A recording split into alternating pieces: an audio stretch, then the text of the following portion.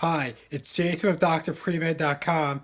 I'm getting a lot of questions from students who are concerned that they're not improving academically and they want some tips and advice on what they can do to improve, whether it's their GPA or the MCAT. When you're studying and you're going through all this material and it's just not clicking or not making sense.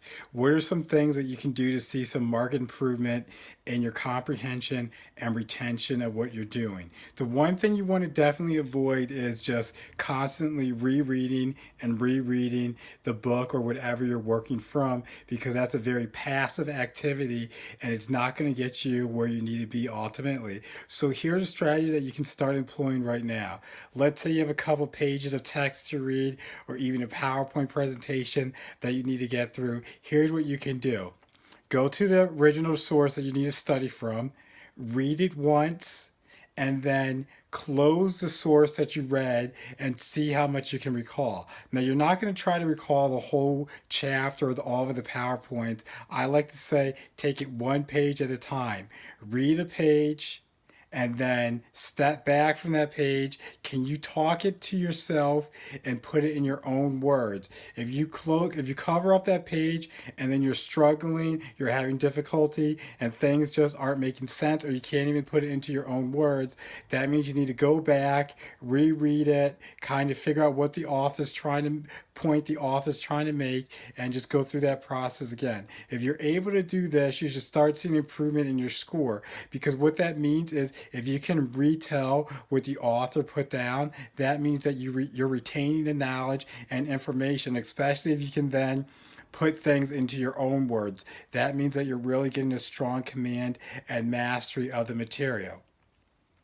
So that's the first step that you can do to improve yourself academically. Now, let's say you have the solid foundation where you got the basics down. You're able to recall what you read, and you're able to do that pretty well. The next thing that you need to do is start thinking like the test writer, whether you're a professor or whatever you're going to see on the MCAT. What they're going to do is they're going to start not tricking you, but they're going to manipulate the material in a way that makes it more testable. So what you need to do is ask yourself questions. How would a test writer rework what I just went over? What are some things that they would bring up with this material? And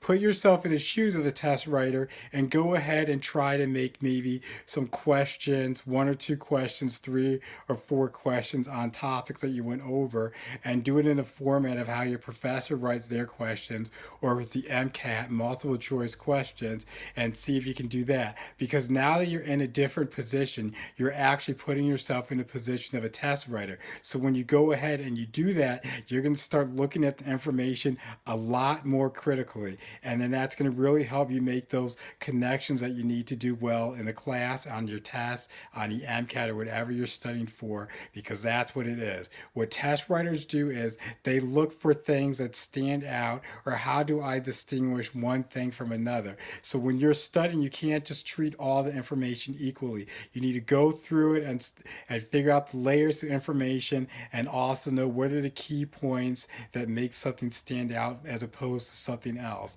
And if you're able to do that, then you're going to be able to do well on your exams, because that's what the test writer is going to do. They have to leave clues in there that tell you it's this process as opposed to this other process over here. And when you're studying, you need to start looking for those clues, picking them up, and don't study everything. If you just study everything, that's not going to help you. That's probably why you're struggling.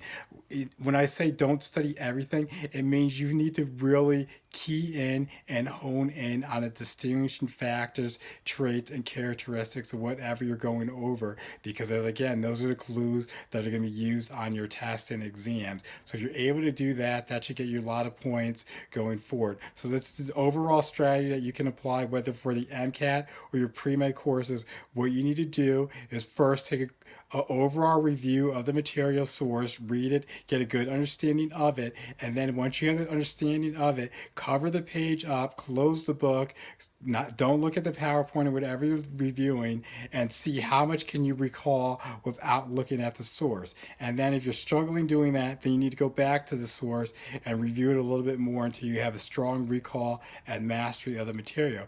Once you have that down, you need to go through the material and figure out how would a test writer make questions on it and start making connections with the material.